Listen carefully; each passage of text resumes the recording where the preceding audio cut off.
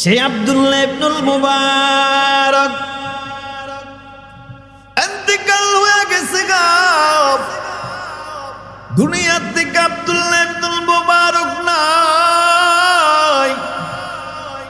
আব্দুল্লাহ ইবনুল মুবারকের এক শারীরিক এক বুজুর্গ রাতের বেলায় স্বপ্ন দেখি আব্দুল্লাহ ইবনুল মুবারক সুন্দর একটা জান্নাতের মধ্যে ঘোরাঘুরি করে। জান্নাতের বিশাল বালাখানায় আব্দুল্লাহ ইবনুল মুবারক ঘুরতেছে। বুজুর্গ প্রশ্ন করে, আব্দুল্লাহ ইবনুল মুবারক, দুনিয়াতে আল্লাহ তোমার তিনটা জিনিস পরিপূর্ণ দিলেন। আল্লাহ তোমার ইলম দিলেন, সম্পদ দিলেন, আমলও দিন করলা তুমি। এই তিনটা নিয়ামত এর বিনিময়ে আল্লাহ তোমার কি দিছেন? আব্দুল্লাহ ইবনুল মুবারক আব্দুল্লাহ ইবনুল মুবারক বলে, আমার আল্লাহ আমারে ইলম দিয়েছেন, আমল করেছি আমি, সম্পদ দিয়েছেন, কিন্তু আমার আল্লাহ আমার জান্নাত দিয়েছেন।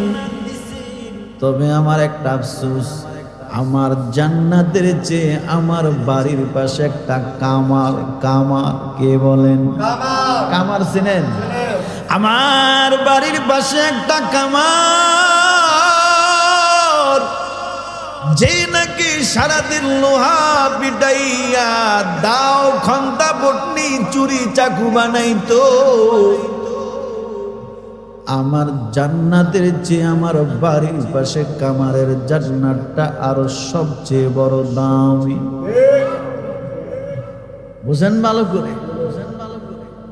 বুজুর্গ বলে, আব্দুল্লাহ ইবনুল মুবারক, তোমার জান্নাতের চাইতে আর উত্তম দামি জান্নাত কামার রে দিল। হ্যাঁ, আমার আল্লাহ কামারের আমার চাইতে দামি জান্নাত দিস। বুজুর্গের ঘুম ভেঙে গেল। সকাল বেলায় কামারের বাড়ি রওনা করলেন। বাহির থেকে সালাম দিয়া কই, কি আছেন? বলে, কে আপনি? আমি অমুক এলাকার আল্লাহর বান্দা। কেন আসছেন?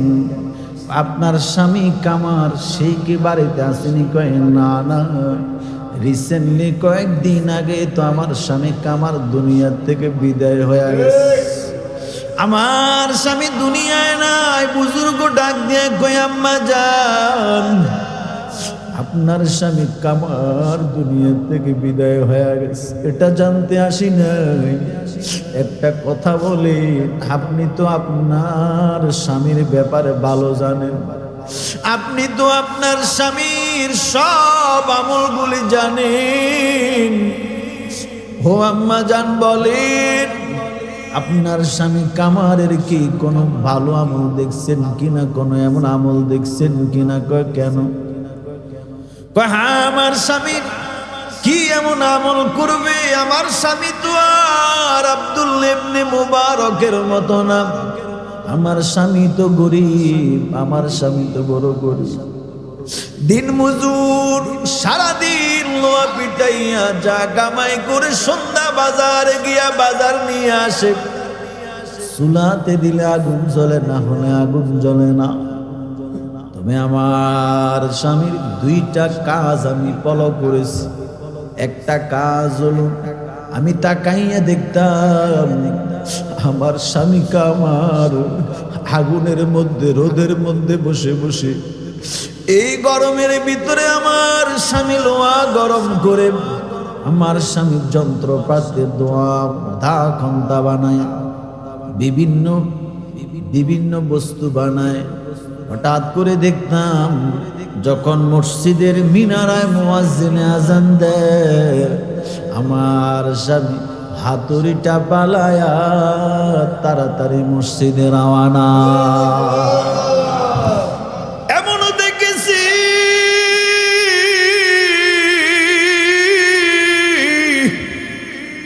আমি, এমনও দেখেছি আমার স্বামী হাতুড়িটা উঠাইছে গো, লোহায় বাড়ি দিবে। হঠাৎ করে মসজিদের মিনারে আজানের আওয়াজ,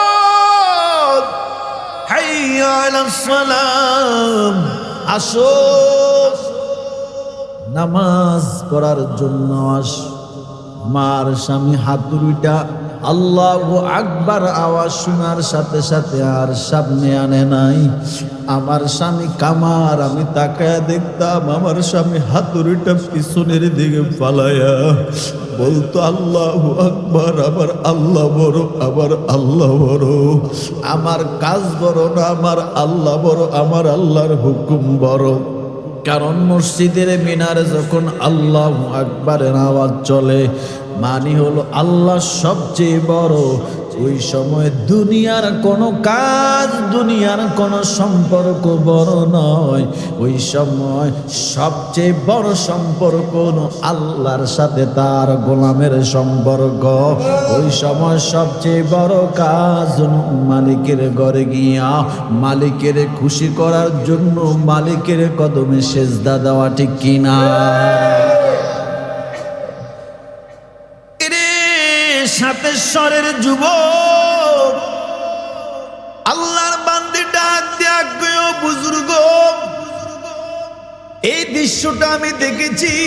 2 নাম্বার আর একটা গুণ, রাতের বেলা আমাদের বাড়ির পাশে ধনী যুগশ্রেষ্ঠ মুহাদ্দিস আব্দুল্লাহ ইবনুল মুবারকের বাড়ি। রাতের গভীরে যখন প্রচন্ড দিনে গরম, আমার স্বামী দিনে কাজ করতে পারতো না। রাতের বেলা আমার স্বামী আগুনের কিনারে দাঁড়ায় লোহার কাজ করত। কিন্তু আমার স্বামী আমাদের বাড়ির পাশে যুগশ্রেষ্ঠ মুহাদ্দিস আব্দুল্লাহ ইবনুল মুবারকের বাড়ি। আমার স্বামীর দেখতাম আব্দুল্লাহ ইবনুল মুবারকের বাড়ির দিকে রাতের গভীরে দাঁড়া দাঁড়া তাকাইয়া তাকাইয়া আমার স্বামী কামার কান্না করতো, চোখ দিয়ে পানি ছাড়তো। আমার স্বামীর চোখের পানি দিয়া দাড়িগুলো ভিজে যেত, ঘায়ের জামাটা ভিজে যেত। আমার স্বামী আব্দুল্লাহ ইবনুল মুবারকের বাড়ির দিকে তাকাইয়া কাঁদতে। বুজুর্গ বলে কেন কাঁদতেন? এই জন্য কাঁদতেন, আব্দুল্লাহ ইবনুল মুবারক এই কথা বলতেন। আব্দুল্লাহ ইবনুল মুবারকের বাড়ির ছাদের উপরে রাতের বেলা আব্দুল্লাহ ইবনুল মুবারক যায় নামাজ বিছায়া দাঁড়া দাঁড়া নামাজ পড়তেন। সুবহানাল্লাহ। ধনী দুনিয়াও আল্লাহ দিয়েছেন, ইলমও দিয়েছেন। দুনিয়া পাওয়ার পরও যে আমার মালিক রে বলে না, দুনিয়া পাওয়ার পরেও আমার আল্লাহরে বলে না। রাতের বেলা ছাদের উপরে গিয়া নামাজ পড়ে আব্দুল্লাহ ইবনুল মুবারক। আমার স্বামী কামার, এই আব্দুল্লাহ ইবনুল মুবারক রাতের গভীরে দাঁড়া নামাজ পড়ে যায়, নামাজ বিছাইয়া লম্বা নামাজ আর কান্না করে আব্দুল্লাহ ইবনুল মুবারক তেলাওয়াত করে কান্না করে। আমার স্বামীটা ওই কামার আব্দুল্লাহ ইবনুল মুবারকের দিকে তাকায় আফসোস করতো আর বলতো, আল্লাহ তুমি আমার গরিব বানাইছো, তুমি আমার ধনী বানাও না, আমার গরিব বানাইছো। আয় আল্লাহ, আমি যদি আব্দুল্লাহ ইবনুল মুবারককে তুমি ধনী বানাইছো, তুমি তার ইলমও দিছো, আমলও দিছো, টাকাও দিছো, দুনিয়াও দিছো। আব্দুল্লাহ ইবনুল মুবারক দুনিয়া পাইছে, ইলমও পেয়েছে, এরপরও রাতের বেলা দাঁড়া দাঁড়ায় তোমার শুকরিয়া আদায় করে নামাজ পড়ে সেজদায় গিয়া কান্না করে, আমি তো বড় গরিব, আমি যদি আব্দুল্লাহ ইবনুল মুবারকের মতো ধনী হইতাম গো, আমি আগুনের কাছে বসে থাকতাম না, আমি লোহা পিটাইতাম না। কিন্তু সংসারের অভাবের কারণে আমি তো পারি না তোমার কদমে সেজদা দিতে, তোমার সামনে দাঁড়াইতে। যদি আমার তুমি দুনিয়া দিতা গো, আমিও কিন্তু মাওলা আগুনের কিনারে বসে থাকতাম না, আমিও কিন্তু ঘুমে থাকতাম না, আমিও তোমার আব্দুল্লাহ ইবনুল মুবারকের মতো জানামাজে দাঁড়ায়াম, আমি সেজদায় গিয়া তোমার কুদরতি কদমে সেজদা দিতাম। এই আমার স্বামী দেখতাম আব্দুল্লাহ ইবনুল মুবারকের বাড়ির ছাদের দিকে তাকাইয়া আফসোস করতো আর কান্না করতো। বুজুর্গ বলে, আর বলা লাগবে না, বুঝে ফেলেছি আমার আল্লাহ এই যে দুইটা গুণ তার ভিতরে ছিল, একটা হলো আজান দিলে দৌড়াইয়া মসজিদে যেত, আর আমার স্বামী হাতুড়ি পালাইয়া বলতো আল্লাহ বড়, আর মাঝে মাঝে আওয়াজ দিয়া বলতো আল্লাহ। দুনিয়ার মানুষ আমার কামার বলে ডাকে, আমি কামার, মানুষ আমার কামার বলে ডাক দেয়, তবে আল্লাহ কিয়ামতের দিন আমার কামার বলিও না, তুমি তোমার পছন্দের বান্দাদের খাতা আমার নামটা দিও। এই যে আলেম না, আলেম না, মুফতি মুহাদ্দিস বক্তাও না, কিন্তু ভিতরে যে মহব্বত ছিল, আল্লাহর ইবাদতের একটা কি ছিল, আফসোস ছিল। এটার কারণেই আল্লাহ ওলি আব্দুল্লাহ ইবনুল মুবারক মুহাদ্দিস বলেন, স্বপ্নে বলতেছেন আমারকে কি জান্নাত দিছে, আমার চাইতে দামি জান্নাত তো আল্লাহ কামারকে দিছে। সুবহানাল্লাহ। এজন্য রসুলকে মোহাব্বত করা, রসুলের সুন্নতকে মোহাব্বত করা।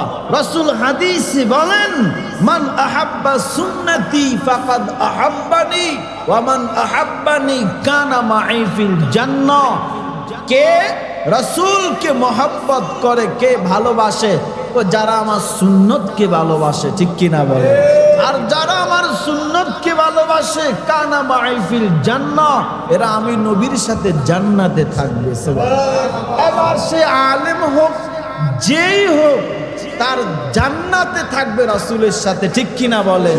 একটা কামার হইয়া যদি জান্নাতে যেতে পারে, আব্দুল্লাহ ইবনুল মুবারক তাবেঈদের মধ্যে সর্বশ্রেষ্ঠ তাবেঈ মুহাদ্দিস ছিলেন।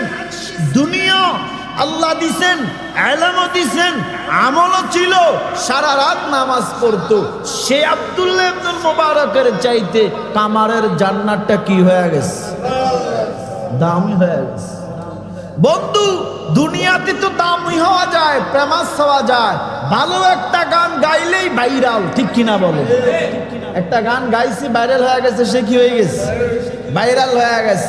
ভালো একটু ক্রিকেট খেলা খেলছে, হঠাৎ করে সেই ভাইরাল হয়ে গেছে, ভালো খেলোয়াড়।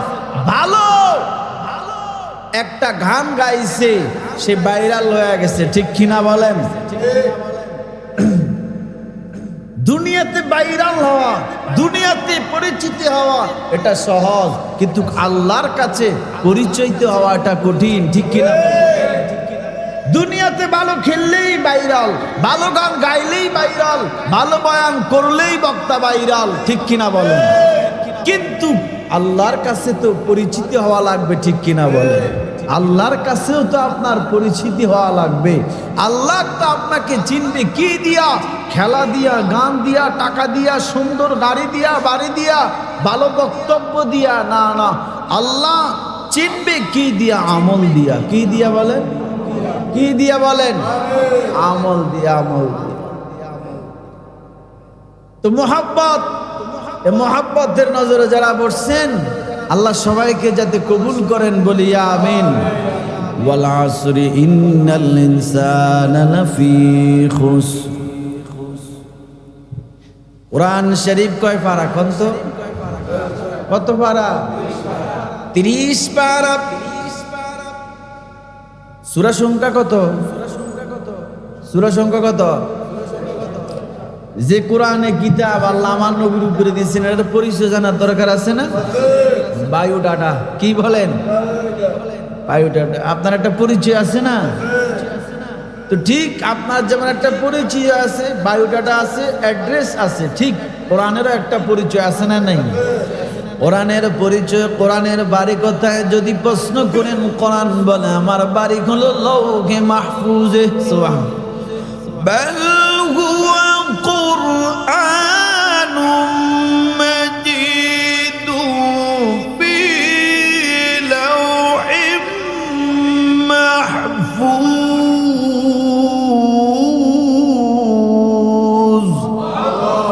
কোরআন তোমার বাড়ি কই? কোরআন বলে আমার বাড়ি লৌহে মাহফুজে। সুবহানাল্লাহ। কোরআন তুমি কোথায় নাজিল হয়েছো? আল্লাহ বলে আমি কোরআনটা নাজিল করেছি পৃথিবীর দুই জায়গা, একটার নাম হলো মক্কা আর একটার নাম হলো সোনার মদিনা। কোরআন নাজিল হয়েছিল পৃথিবীর দুই জায়গা। কোরআন তোমাকে আল্লাহ কোন নবীর উপরে নাজিল করেছেন? কোরআন বলে আমাকে মুহাম্মাদুর রাসূলুল্লাহ সাল্লাল্লাহু আলাইহি ওয়াসাল্লাম আল্লাহ তিনার উপরে আমাকে নাজিল করেছেন। যদি কোরআনকে প্রশ্ন করি, কোরআন তোমার সূরা সংখ্যা কত? কোরআন বলে 114। তোমার আয়াত সংখ্যা কত? 6666। কোরআন, এই কোরআন তোমাকে পড়লে কি হবে? প্রত্যেকটা হরফে 10টা নেকি পাওয়া যাবে।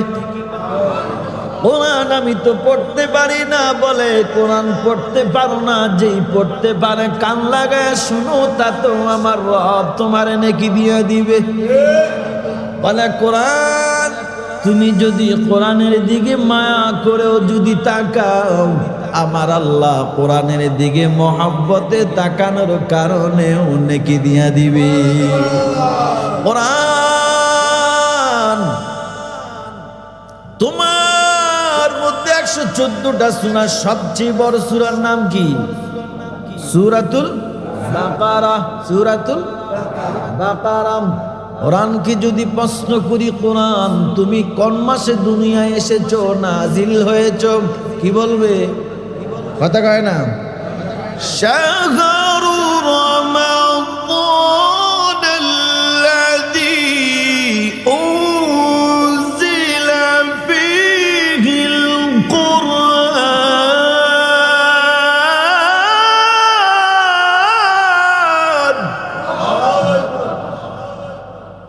হুদাল লিন্নাসি ওয়া বাইনাতিন মিনাল হুদা ওয়াল ফুরকান।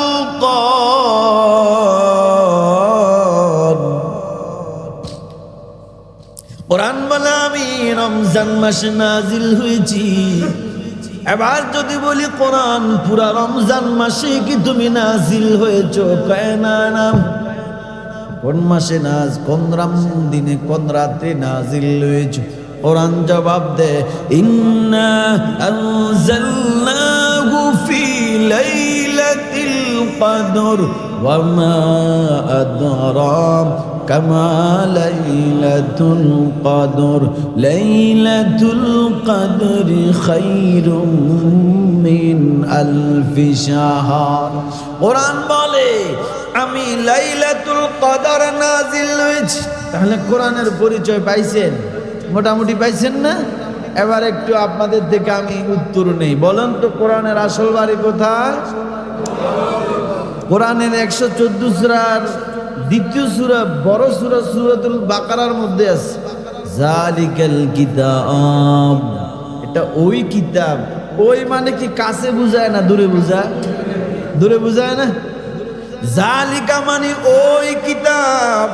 ওই কিতাব মানে কোথায়? কয় লৌহে মাহফুজে। কোথায়? লৌহে মাহফুজে। তাহলে কোরআন লৌহে মাহফুজ, তার আসল বাড়ি কোথায় বলেন? লৌহে মাহফুজে। দুনিয়াতে আল্লাহ নাজিল করেছেন কোন মাসে বলেন? রমজান মাসের কোন রাত্রে? কোথায় পৃথিবীর কোথায় কোথায় নাজিল করেছেন? মক্কা এবং মদিনায়। কোন নবীর উপরে কিতাব নাজিল হয়েছে? আমাদের নবীর উপরে আল্লাহ নাজিল করেছেন। যদি প্রশ্ন করে কোরআন তোমারে পড়লে কি হবে, কয় 10টা নেকি পাওয়া যাবে, শুনলেও নেকি পাওয়া যাবে, দেখলেও নেকি পাওয়া যাবে। যদি কোরআন রে প্রশ্ন করে কোরআন তোমার সূরা সংখ্যা কত, কোরআন বলে আমার সূরা সংখ্যা 114টা। যদি কোরআন প্রশ্ন করি আয়াত কত, কয় 6666টা। কোরআন তোমার মধ্যে সবচেয়ে বড় সূরার নাম কোনটা? সেটার নাম হলো সূরাতুল বাকারা। 114 সূরার মধ্যে ছোট্ট একটা সূরা আমি আপনাদের সামনে তেলাওয়াত করেছি। 10 মিনিট সময় দিবেন আমাকে, 11টায় ছেড়ে দিবে ইনশাআল্লাহ। বেশি দেরি করব না আপনাদেরকে, বেশি দেরি করলে জুমার রাত ফজরের নামাজ আছে না নাই? কোরআন শরীফের 114 সূরা 103 নাম্বার সূরা সূরাতুল আসর। কোন সূরা বলেন? ওয়াল আসরি ইন্নাল ইনসান। ওয়াল আসর, সময়ের শপথ। কিসের শপথ বলেন? সময়। ওই যে কইছি এখানে যারা বসছেন আপনাদের তো সময়টা এমন একটা দামি, যে সময় গুনাহ হচ্ছে না, ঠিক কিনা বলেন? যে সময় নেকি লেখা হচ্ছে, যে সময়টা আপনাদের এত দামি, সুবহানাল্লাহ বলছেন, জমিন থেকে আসমান পর্যন্ত নেকি পাচ্ছেন। এই সময়টা এত দামি, নূরের তৈরি ফেরেশতারা তাদের ডানা দিয়া বেষ্টনী দিয়া রাখছেন। সুবহানাল্লাহ। নাজালাত আলাইহিমুস সাকিনাহ, এই সময়টা তো এত দামি, আসমান থেকে বৃষ্টির মতো রহমত বর্ষণ হচ্ছে। বসে কি লাভ হলো না লস হলো বলেন? সবাই আসতে পারবে? সবাই বসতে পারবে? দুনিয়াতে মাস্তানি করে টাকার গরমে, ক্ষমতার গরমে সব করা সম্ভব, কিন্তু আল্লাহর গোলামি করা সম্ভব না, ঠিক কিনা বলেন? ফজরের সময় কোটিপতি জমিদার এসি রুমে গরমে ঘুমায়, আর রিক্সা চালক দিন মজুর ওযু করে মসজিদে এসে নামাজ পড়ে। কি বুঝলেন? কপাল ভালো না খারাপ? দুনিয়ার মাস্তানি দিয়ে সব সম্ভব পাওয়া যায়, কিন্তু আল্লাহর প্রিয় হওয়া যায় না, ঠিক কিনা বলে? আল্লাহর প্রিয় হতে হলে আল্লাহকে ভালোবাসতে হয়, রসুলকে ভালোবাসতে হয়, ওলামায়ে দেওবন্দ আহলে হক ওলামায়ে কেরামকে ভালোবাসতে হয়, ঠিক কিনা? মোহাব্বত কি জিনিস একটা উদাহরণ দেই, কষ্ট হবে আপনাদের। মদিনার মধ্যে একটি গুরুস্থান আছে। কারা কারা গেছেন বাইতুল্লাহ হাত তুলেন তো একটু দেখি। মাশাআল্লাহ মাশাআল্লাহ, আল্লাহ কবুল করেন। একটা গুরুস্থান আছে জান্নাতুল মুআল্লা। কি বলেন? একটি গুরুস্থান। এখানে মানুষ মারা গেলে কয়েকদিন পরে লাশ উঠায় আবার দাপন করে, উঠায় আবার দাপন করে। বাংলাদেশে যেমন একটা গুরুস্থান আছে না, আজিমপুর গুরুস্থান, এটা দেখবেন যে লাশ দিছে কয়েকদিন পরে আবার উঠে আবার দেয়। হজের মৌসুম চলতেছে। কিসের মৌসুম? হজের মৌসুম চলতেছে। হঠাৎ করে জান্নাতুল মুআল্লা একটা বুজুর্গরে কয়েকদিন আগে দাপন করেছিল। একটা বুজুর্গ হঠাৎ করে কয়েকদিন পরে সেখানে আরেকটা লাশ দাপন করবে। কবরটা যখন খনন করা শুরু করলো, দায়িত্বশীল ব্যক্তি যখন ওই বুজুর্গের কবরটা খনন করলেন, খনন করে দেখেন কয়েকদিন হয়ে গেল, এখনো লাশ পচে নাই, তাজা। আসলে কিন্তু না না, মানুষ মরার পরে কয়েকদিন পরেই তো তার পছন্দরে, ঠিক কিনা বলেন? 6 দিন পরে নখটা বসে যাবে, 9 দিন পরে চুল পড়া শুরু হবে, ঠিক কিনা বলেন? 17 দিনে পেটটা পেটে যাবে, 60 দিন পরে শরীরের গোস্তগুলি আলাদা হয়ে যাবে। 90 দিনে আপনার হাড়ের জোড়া খুলে খুলে সব আলাদা আলাদা পড়ে রবে। 6 দিন পরে নখ বসে যাবে, 9 দিন পরে চুল, ঠিক কিনা বলেন? 6 দিন পরে নখ বসে যাবে, 9 দিন পরে চুল। কবর গাহের সামান নিতে কইরো না কেউ ভুল। 6 দিন পরে নখ বসে যাবে, 9 দিন পরে চুল। কবর গাহের সামান নিতে কইরো না কেউ ভুল। কবর জায়গা ভালো নয়, কবর জায়গা ভালো নয়, কবর জায়গা ভালো নয়। আমল দিয়ে কবর গৃহ সাজিয়ে নিতে হয়, কবর জায়গা ভালো নয়। আমল দিয়ে কবর গৃহ সাজিয়ে নিতে হয়। 17 দিন পেটে সে যে পোকার খাদ্য হবে, 60 দিন পরে গোস্তা কেবে না, কঙ্কাল পরে রবে। 17 দিন পেটে সে যে পোকার খাদ্য হবে, 60 দিন পরে গোস্তা কেবে না, কঙ্কাল পরে রবে। 90 দিনে হাড়গুলি সব, 90 দিনে হাড়গুলি সব, 90 দিনে হাড়গুলি সব আলাদা হয়ে রয়। কবর জায়গা ভালো নয়, কবর জায়গা ভালো নয়, কবর জায়গা ভালো নয়। আমল দিয়ে কবর গৃহ সাজিয়ে নিতে হয়, কবর জায়গা ভালো নয়। আমল দিয়ে কবর জগৎ সাজিয়ে নিতে হয়। 6 দিন পরে নখ বসে যাবে, 9 দিন পরে চুল। কবর গাগের সাবান নিতে কইরো না কেউ ভুল। 6 দিন পরে নখ বসে যাবে, 9 দিন পরে চুল।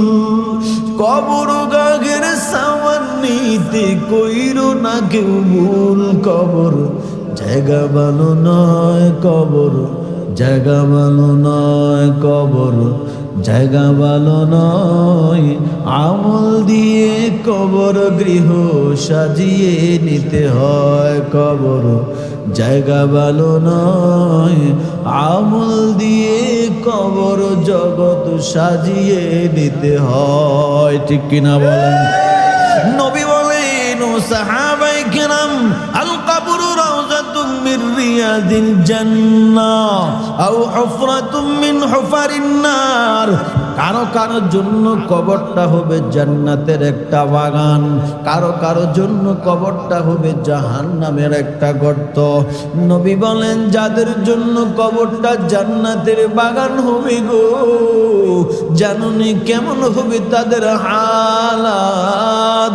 নবী বলেন, ওই যে জান্নাতি বান্দাটা, নেইমান আমলি বান্দাটা, ইন্নাল্লাযীনা আমানু ওয়া আমিলুস সালিহাত, আল্লাহ সূরাতুল কাফির 107 নম্বর আয়াতে বলে, যারা ঈমান আনবে, যারা নেক আমল করবে, আমি আল্লাহ তাদের জন্য জান্নাতুল ফিরদাউস, কানাত লাহুম জান্নাতুল ফিরদাউসি নুজুলা, আমি আল্লাহ তাদের জন্য দামি জান্নাত, জান্নাতুল ফিরদাউস তাদেরকে দান করব।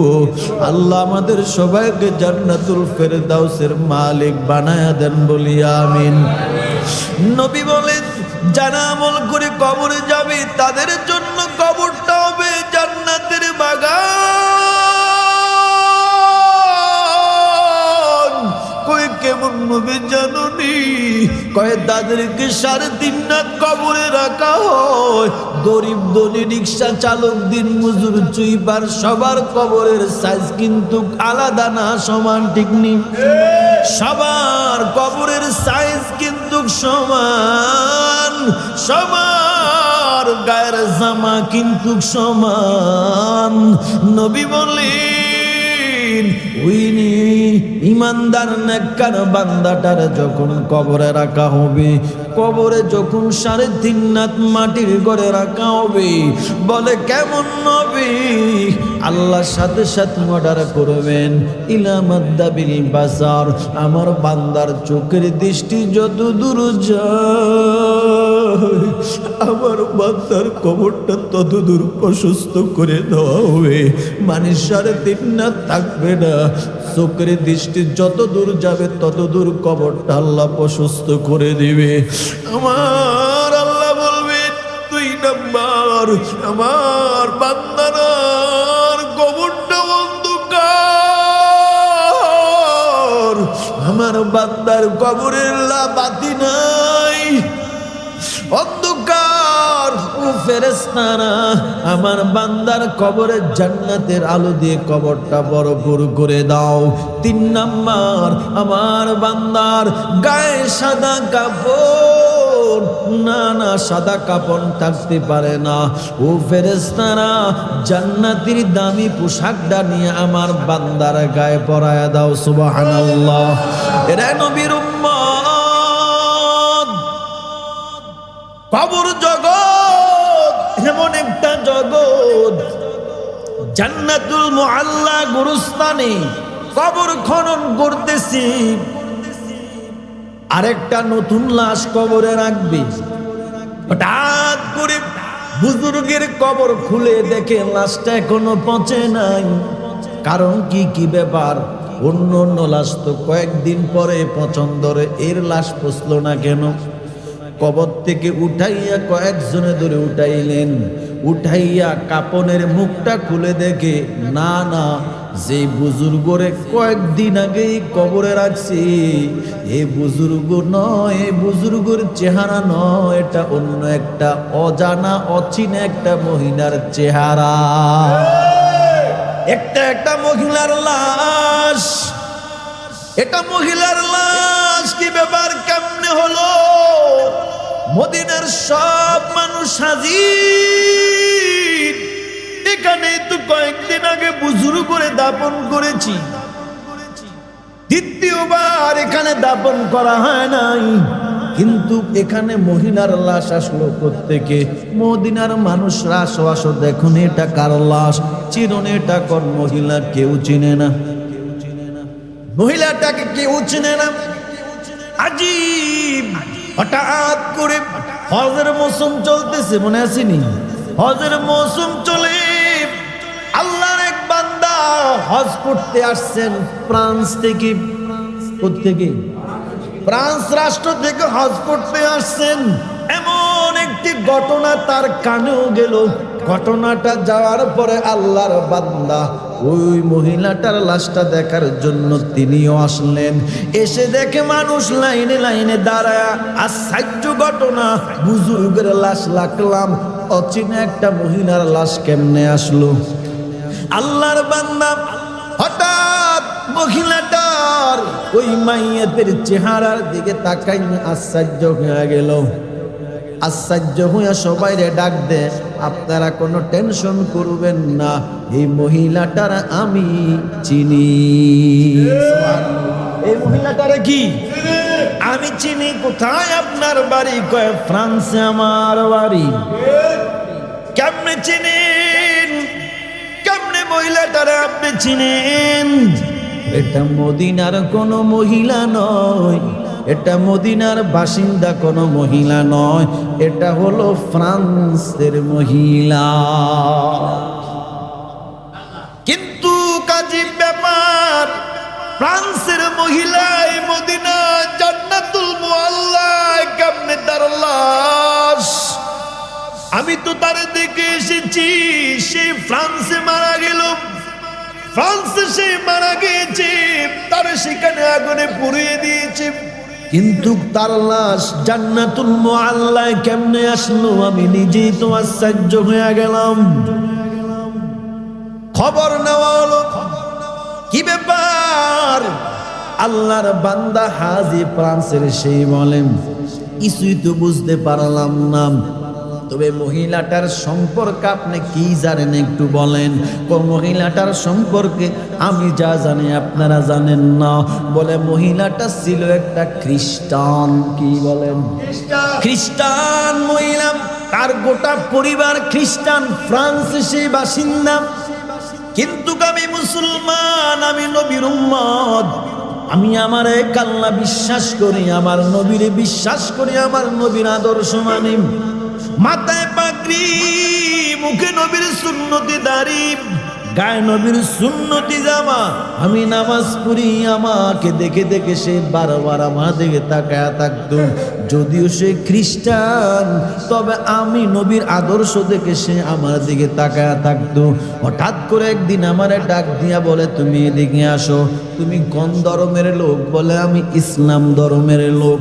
তোমার ধর্মের নেতা কে? বলে মুহাম্মাদুর রাসূলুল্লাহ সাল্লাল্লাহু আলাইহি ওয়াসাল্লাম।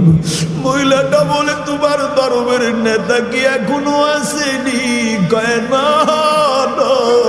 বলে তোমার ধর্মের গুরু, তোমার ধর্মের নেতা, তিনি কোথায় জন্মগ্রহণ করেছেন? কয়ে তিনি জন্মগ্রহণ করেছেন মক্কা। বলে তিনাকে দাফন করেছে কোথায়? কয় মদিনা। বলে তিনি কেমন?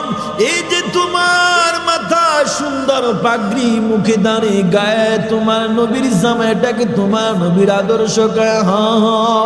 আল্লাহর বান্দি বলে, ও ভাই, এই ফ্রান্সের জমিনে কত যুবক দেখেছি, কত আল্লাহর বান্দা, কত স্রষ্টার সৃষ্টি দেখতেছি। মুখে মদ নে, মদের আড্ডায় যায়, ক্যাসিনোতে যায়, জিনা করে, অন্যায় করে, ব্যভিচার করে। কিন্তু আমি তোমার ফলো করে দেখতেছি, তুমি মুখের মধ্যে মদ নাও না কেন? মুখের মধ্যে মদ দেই না কেন জানেননি?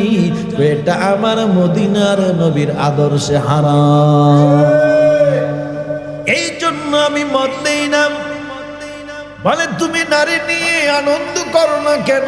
এটা আমার ধর্মে, আমার নবীর আদর্শের মধ্যে এটা হারাম, নিষিদ্ধ। আল্লাহর বান্দি বলে, তোমার নবীর আদর্শ তুমি এতভাবে মানো, এতভাবে পালন করো, আমার মন সাক্ষী দেন। তোমার নবীরে তুমি দেখছো নি? কয় না, না, আমি আমার নবীরে দেখি নাই। তোমার নবীর দেশে কি তুমি জন্মগ্রহণ করেছো? Mecca Medina? কয় না, না, আমি মক্কা মদিনায় জন্মগ্রহণ করি নাই। তুমি তোমার নবীরও দেখো নাই, তোমার নবীর দেশেও জন্মগ্রহণ করো নাই। ফ্রান্সের জমিনে থেকে সেই নবীর আদর্শ তুমি গলার মালা বানায় নিলা। সেই নবীর আদর্শ তুমি মানার কারণে আমি তোমাকে দেখে আমার কাছে তোমার ধর্মটা ভালো লেগে গেল। অতএব দেরি নয়, আমারও তুমি কালেমা পড়ায় আমারও সেই নবীর আদর্শের মালা লাগায়া দাও। আমি বলেছি, আম্মা জান গো, আপনি তো খ্রিস্টান ধর্মে বসবাস, আপনি তো খ্রিস্টান ধর্ম মানেন, আপনার গোটা ফ্যামিলিটা তো খ্রিস্টান। আপনি যদি মুসলমান নন, আপনারে তো চাপ দিবে, আপনার উপরে বিপদ আসবে। কারণ মুসলমান যদি হয়, ইমানদার যদি হয়, পরীক্ষা আছে না নাই? জোরা কোন আছে না নাই? ওয়ালা নাবুলু আন্নাকুম বিশাইইম মিনাল খাউফ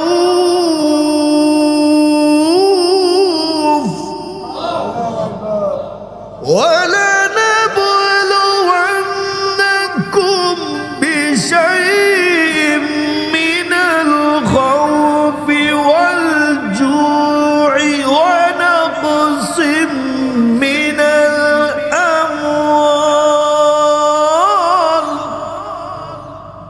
ونقص من الأموال والأنفس والثمرات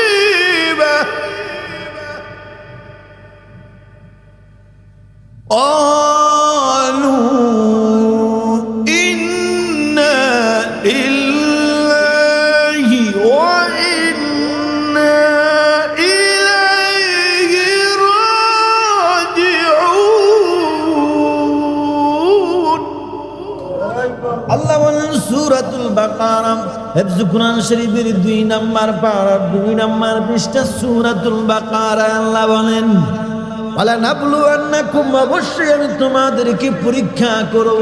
পরীক্ষা আছে না নাই? প্রাইমারিতে পরীক্ষা আছে না নাই? হাই স্কুলে পরীক্ষা আছে না নাই? কলেজে পরীক্ষা আছে না নাই? ভার্সিটিতে পরীক্ষা আছে না নাই? বিশ্ববিদ্যালয়ে পরীক্ষা আছে না নাই?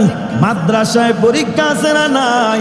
যদি প্রশ্ন করে কেন পরীক্ষা কয় জানোনি? তোমার পরীক্ষা এই জন্য দেখবো তুমি আসলে কি ভালো ছাত্র নাকি ফেলের ছাত্র, ঠিক কিনা? পরীক্ষার রেজাল্ট বলে দিবে, পরীক্ষার রেজাল্ট বলে দিবে তুমি যে স্কুলে পড়েছো তুমি কি নিয়মিত ক্লাস করেছো কিনা, নিয়মিত কোচিং করেছো কিনা, প্রাইভেট পড়েছো কিনা, বইয়ের প্রতি সময় দিয়ে তুমি মনোযোগ সহকারে পড়ালেখা করছো কিনা, এটা তো এমনি তোমারে বলা যায় না। এই জন্য তোমার জন্য পরীক্ষার ব্যবস্থা। অতএব পরীক্ষা দিলে পরীক্ষার রেজাল্ট প্রমাণ করবে আসলে তুমি কি ভালো ছাত্র নাকি ফেলের ছাত্র, ঠিক কিনা? আল্লাহ বলে আমি দুনিয়ায় তোকে পাঠিয়েছি, দুনিয়াটা একটা পরীক্ষার হল, ঠিক নেই? আল্লাহ বলেন আল্লাযী খালাকাল মাউতা ওয়াল হায়াত, সূরাতুল মুলকের 2 নাম্বার আয়াতে আল্লাহ বলেন আমি তোমাদেরকে জীবন দিলাম, আমি তোমাদেরকে মৃত্যু দিব। বুঝে থাকলে বলুন জীবন দিছে কি? মৃত্যু দিবে কি? আল্লাহ বলে আমি দিলাম জীবন, আমি দিব মৃত্যু। লিয়াবলুয়াকুম, পরীক্ষা করব। কি করব? পরীক্ষা করব। আল্লাহ বলেন ওয়ালা নাবলুয়ান্নাকুম, পরীক্ষা করব মিনাল খাউফ, 1 নাম্বার ভয় দিয়ে, কি দিয়া? মিনাল খাউফ। 2 নাম্বার ওয়াল জু, আমি ক্ষুধা দিয়ে পরীক্ষা করব। ওয়ানাকসিম মিনাল আমওয়াল ওয়াল আনফুসি ওয়াস সামারাত, আমি আল্লাহ তোমাদেরকে মাল দিয়ে, জান মাল ফসল দিয়ে পরীক্ষা করব। সুবহানাল্লাহ বলে। আল্লাহর বান্দি তুমি যে খ্রিস্টান ধর্ম ছেড়ে মুসলমান হবে এটা বলা সহজ, তবে আমার আল্লাহর সামনে পরীক্ষা দিয়া টিকে থাকা বড় কঠিন, ঠিক কিনা? মুসলমান তো সবাই, ঠিক নিয়ম। এই বেড়া মুসলমান, কোন বেড়া বলবো নি? এই বেড়া শুক্রবার জুমার দিন সুদের টাকা নেয় দোকান থেকে, শুক্রবারে জুমার দিনে সুদি টাকা কালেকশন করিয়াম, পকেটে সুদের টাকা লইয়া ওই বেড়া মসজিদে ওযু কইরে ঢুইকা ইমাম সাহেবের সামনে বইসা, ইমাম সাহেব সুবহানাল্লাহ সুবহানাল্লাহ, ওই বেড়া ইমামের সাথে মাতালারে সুবহানাল্লাহ সুবহানাল্লাহ। পকেটে কি? কথা কর না কেন? পকেটে কি? ওই বেড়া পকেটে সুদের টাকা ঢুকাইয়া ইমাম সাহেবের সাথে কি সুন্দর ডোলে আর সুবহানাল্লাহ সুবহানাল্লাহ।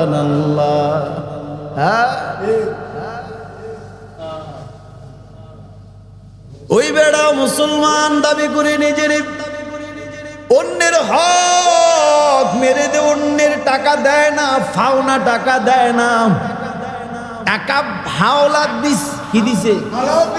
আপনি বিপদে পড়েছেন, টাকা ঋণ কর্জে হাসানা দিয়েছেন, এই বেড়ার টাকা মেরে দিয়েছে, টাকা দেয় না। নিজেরে মনে করে আমি বড় বাহাদুর হয়ে গেছি। কি মনে করে? আমি বড় বাহাদুর হয়ে গেছি, আমার থেকে টাকা নিতে পারবি নি, এত সহজ না, দিব না, কি করবি? হেরম দেয়নি এরকম কথা কর না, হেরম দেখায় দিব না, কি করতে পারবি কর। এই বেড়া আবার 6 লক্ষ টাকা প্যাকেজ দিয়ে হজ করে আসে। কি করে আসে? এই বেড়ার আবার নামের শেষে আলহাজ লাগা। কি লাগা?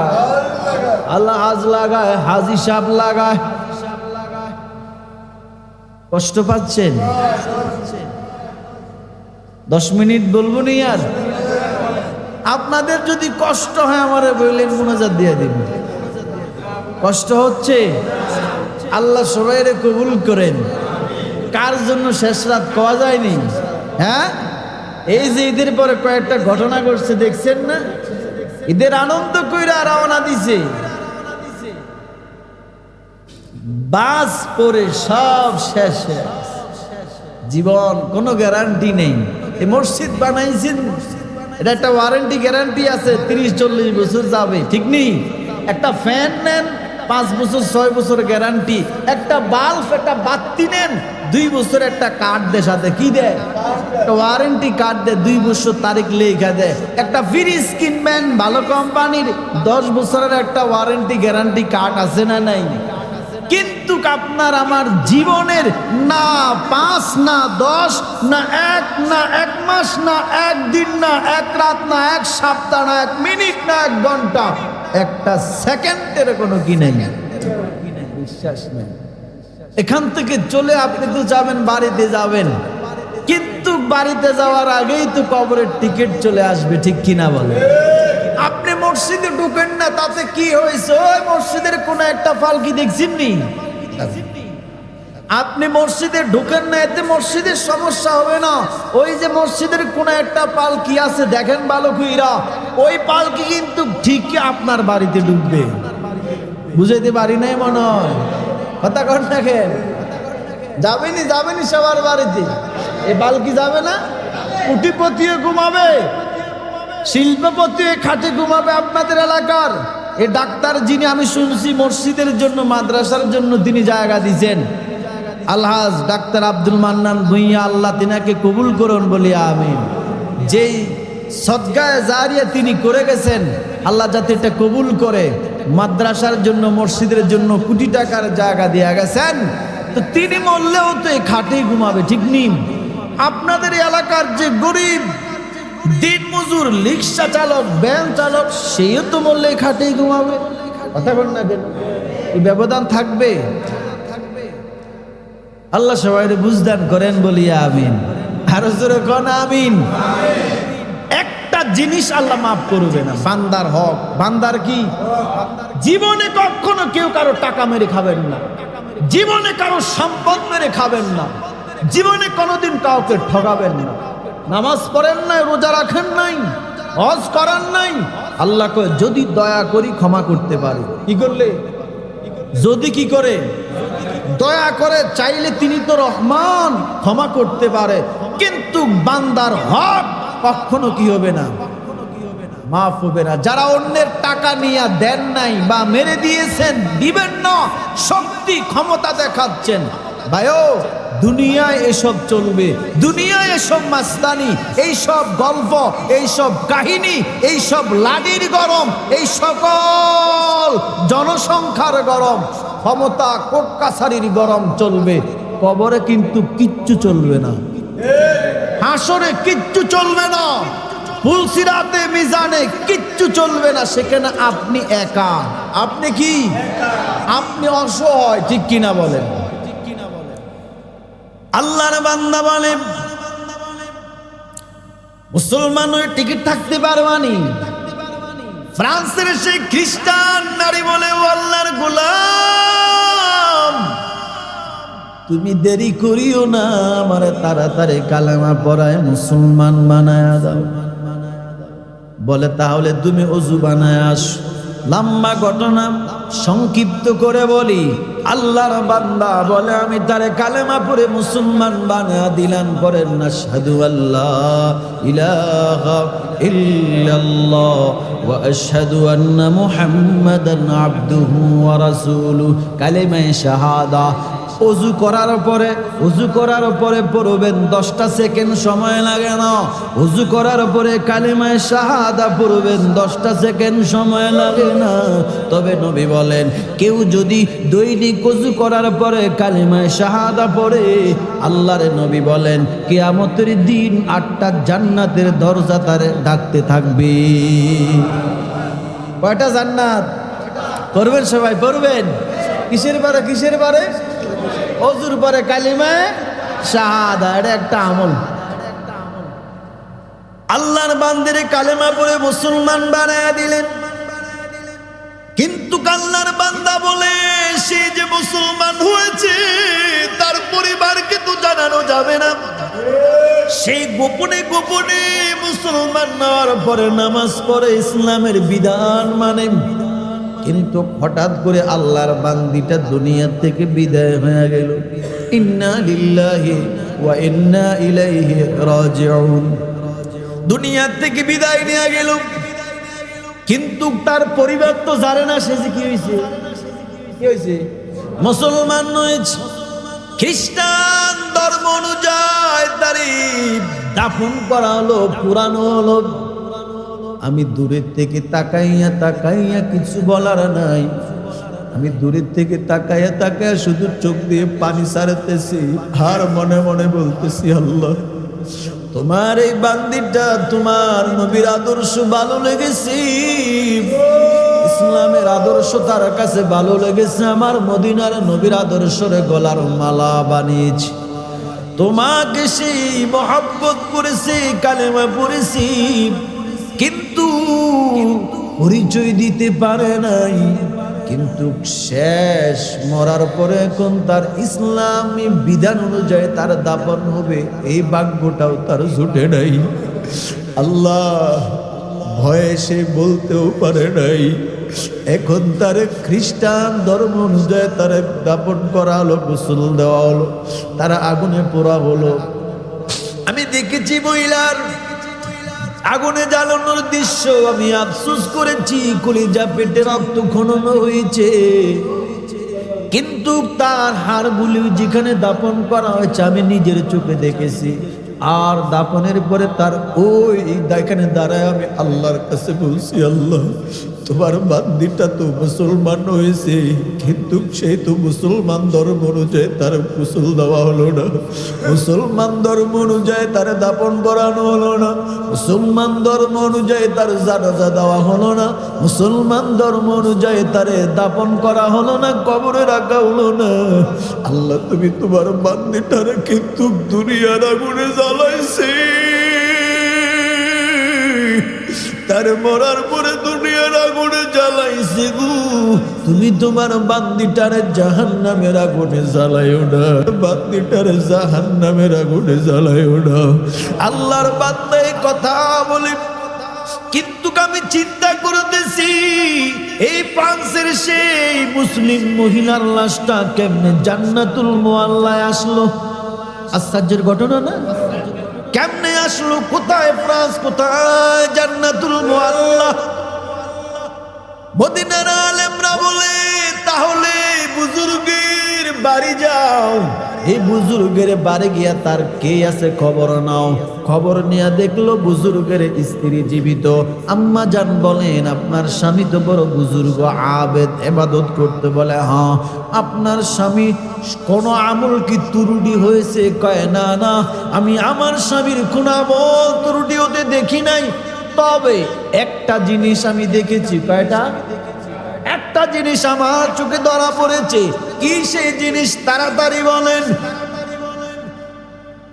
ওই মহিলা বলে আমার স্বামী নামাজ পড়তো, রোজা রাখতো, পর্দা করতো, হজ যাকাত সব, কোরআন তেলাওয়াত সব ঠিক ছিল, তবে আমার স্বামী ইসলামের একটা বিধান পছন্দ করতো না। কয়টা বিধান?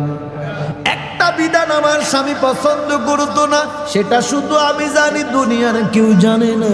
কয় কি বিধান?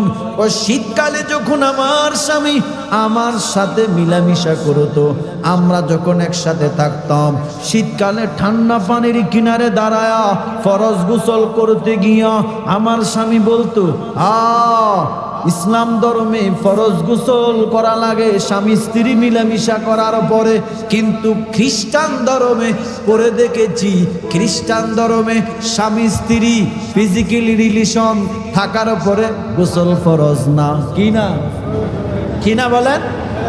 গোসল ফরজ না। কথাটা বুঝছেন কি বলছি? সব আমল ঠিক আছে, ইসলামের একটা জিনিস আমার স্বামী এটা পছন্দ করতো না, আমার সাথে থাকার পরে গোসল করতে গিয়ে বলতো খ্রিস্টান ধর্মে স্বামী স্ত্রী থাকার পরে গোসল ফরজ না, মুসলমান ধর্মে স্বামী স্ত্রী মিলামিশার পরে গোসল কি? গোসল এটা যদি খ্রিস্টান ধর্মের মতো হতো, গোসলটা না থাকতো, এটা শুধু সে চিন্তা করেছে। ওই যে একটা কথা আছে না, যার সাথে যার মহব্বত আসলে তার বিয়ে। মদিনার সব আলেমরা বৈশা সিদ্ধান্ত নিছে, ওই যে মুসলমান ধর্মের এই নবীর এই সুন্নত এই আদর্শটাকে সে যে মহব্বত করে নাই, ভালোবাসে নাই, এটা নিয়ে সে মনে একটু মাত্র বিচ্ছুতি সে রাখছে, ত্রুটি রাখছে, আর খ্রিস্টান ধর্মের এই কাজটাকে সে মহব্বত করেছে। এই জন্য তার লাশটা ওই ফ্রান্সে খ্রিস্টান মহিলার কবরে চলে গেছে। আর খ্রিস্টান মহিলা আমার নবীকে মহব্বত করেছে, আমার নবীর আদর্শকে ভালোবাসার কারণে, গলার মালা বানানোর কারণে আল্লাহ সেই খ্রিস্টান মহিলার ফ্রান্স থেকে আমার নবীর আদর্শকে মানার কারণে আল্লাহ জান্নাতুল মুআল্লায় নিয়ে আসছে। প্রসিদ্ধ ঘটনা, প্রসিদ্ধ ঘটনা। দুইটা ঘটনা বলছি, মনে আছে আপনাদের? একটা বলছিলাম কোনটা? হ্যাঁ, কামারের কথা বলছিলাম। আলেম ছিল না, মুফতি, মুহাদ্দিস, শাইখুল হাদিস, ইমাম, খতিব, বক্তা, না কিচ্ছু ছিল না। শুধু মনে আফসোস ছিল, আল্লাহ আমাকেও যদি আব্দুল্লাহ ইবনুল মুবারকের মতো টাকা দিত, আমাকেও যদি আলেম দিত, আমিও আব্দুল্লাহ ইবনুল মুবারকের মতো সারা রাত দাঁড়ায় নামাজ পড়তাম। মোহাব্বত করে বলছে তো আল্লাহ আব্দুল্লাহ ইবনুল মুবারকের চাইতেও বড় জান্নাত দিয়ে দিছে। এই যে মনে একটা আশা ছিল, আল্লাহ কয় দুনিয়ায় তোর আশা ছিল, যা দুনিয়ায় দেই নাই, তবে জান্নাতে ভরে দিলাম। সুবহানাল্লাহ।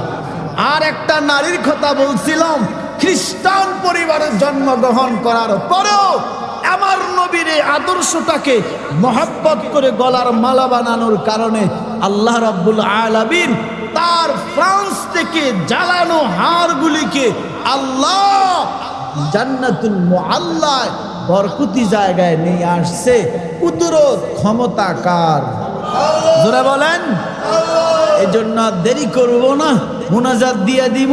যে সূরাটা পড়ছি, ওয়াল আস, সময়ের শপথ, সময়ের কসম, ইন্নাল ইনসান, নিশ্চয় দুনিয়ার সব মানুষ, লাফি খুস, ক্ষতির মধ্যে নিমজ্জিত, ইল্লা, তারা নয়, ইল্লা, আল্লাহ কয় তারা সারা, কারা সারা? প্রথমে বলছেন সময়ের কসম করে সব মানুষ ক্ষতিগ্রস্ত। ইন্নাল ইনসান, দুনিয়ার সব ইনসান, লাফি খুস, ক্ষতির মধ্যে নিমজ্জিত, মানে ক্ষতিগ্রস্ত। তবে আল্লাহ তো সবার কথা কইছে, পরে কয় ইল্লা, কিন্তু। কথা কি শেষ হয়েছে না? আরো কথা কর না কেন? বলে আমি লাকসাম বাজার গেছি, গরুর গোশত নিছি, সবজি নিছি, অটোতে উঠছি, কিন্তু। কথা কি শেষ? হ্যাঁ, আমি আজকে বয়ানে আসছি, খুরশিদ আলম সিদ্দিকীর বয়ান শুনছি, মুনাজাত দিছি, মুনাজাত দিয়া জুতা পায়ে দিছি, জুতা পায়ে দিয়া বাইর হইছি, হওয়ার পরে কিন্তু। কথা শেষ না? আরো আছে। আল্লাহ বলে সময়ের কসম, ইন্নাল ইনসান, দুনিয়ার সব মানুষ, লাফি খুস, ক্ষতিগ্রস্ত, ক্ষতির মধ্যে নিমজ্জিত, ডুবে আছে, ইল্লাহ, কিন্তু। তার মানে কথা আছে না নাই?